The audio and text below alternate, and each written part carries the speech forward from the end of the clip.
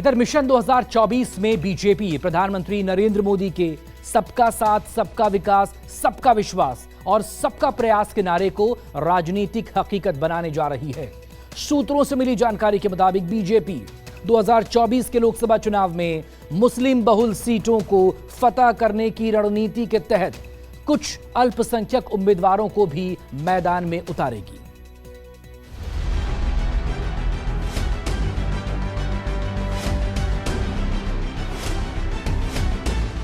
Mission 2024 फतह करने की जुगत में जुटी बीजेपी लोकसभा चुनाव में मुस्लिम उम्मीदवारों को मैदान में उतारकर एक नए सियासी समीकरण बनाने में मशगूल है। प्रधानमंत्री मोदी के मूल मंत्र सबका साथ, सबका विकास, सबका विश्वास के नारे को राजनीतिक हकीकत बनाने की खातिर बीजेपी 2024 के लोकसभा चुनाव में 1 दर्जन से ज्यादा मुस्लिमों को उम्मीदवार बनाने की तैयारी में है, ताकि मुस्लिम बहुल सीटों पर भी कमल खिलाया जा सके। अपने मिशन 2024 के ड्रीम को पूरा करने के लिए बीजेपी देश के 66 अल्पसंख्यक बहुल सीटों पर नजर गड़ाए हुए है।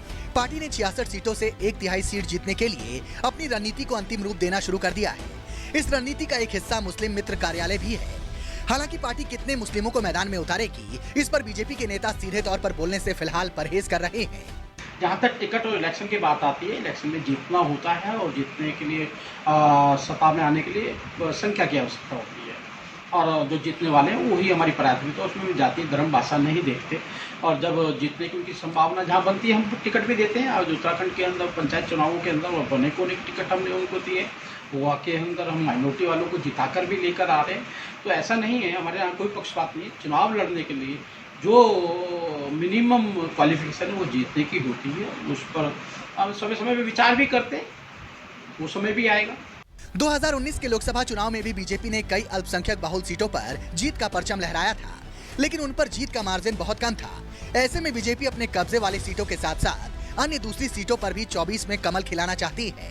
इसलिए बीजेपी ने अपने मुस्लिम नेताओं को इन तमाम सीटों पर फोकस करने के लिए मैदान में उतार दिया है। बीजेपी की नजर जिन 66 मुस्लिम बहुल लोकसभा सीटों पर है, उनमें यूपी की 13 सीटें हैं, जबकि बिहार की 4, केरल की 8 और जम्मू कश्मीर की 2 लोकसभा सीटें शामिल हैं। बीजेपी ने उन सभी सीटों को टारगेट किया है जहां 30 से 60% के बीच मुस्लिम आबादी है। राजनीति के जानकार बीजेपी की इस रणनीति को मास्टर स्ट्रोक बता रहे हैं, क्योंकि बीजेपी इसके जरिए न सिर्फ अपने ऊपर लगे मुस्लिम विरोधी ठप्पे को हटाने में कामयाब हो जाएगी, बल्कि एक राष्ट्रीय पार्टी होने और सबके सहयोग का दावा भी कर पाएगी।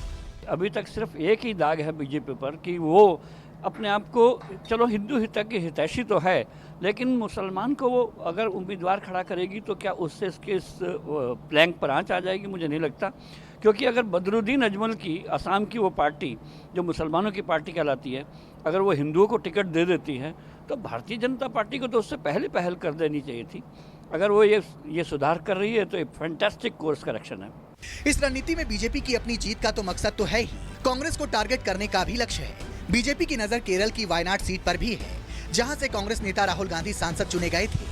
हालांकि अभी उनकी सांसदी खत्म हो चुकी है, लेकिन उनके पास अभी चुनाव लड़ने के लिए कानूनी रास्ता बचा हुआ है। बीजेपी के रणनीतिकारों का मानना है कि अगर पार्टी को 2019 से ज़्यादा सीटें चाहिए तो उन्हें अल्पसंख्यक बहुल 66 सीटों पर भी बेहतर प्रदर्शन करना होगा। लिहाजा पार्टी ने अपने कई अल्पसंख्यक चेहरों को जमीन पर उतरकर काम करने का निर्देश भी दे दिया है, और सूत्र ये भी बताते हैं कि विनिंग कैपेबिलिटी को देखते हुए पार्टी 1 दर्जन के आसपास अल्पसंख्यक उम्मीदवारों को चुनावी मैदान में उतारेगी। कैमरामैन संजय राहुल के साथ कुमार गौरव, न्यूज़ 24 दिल्ली।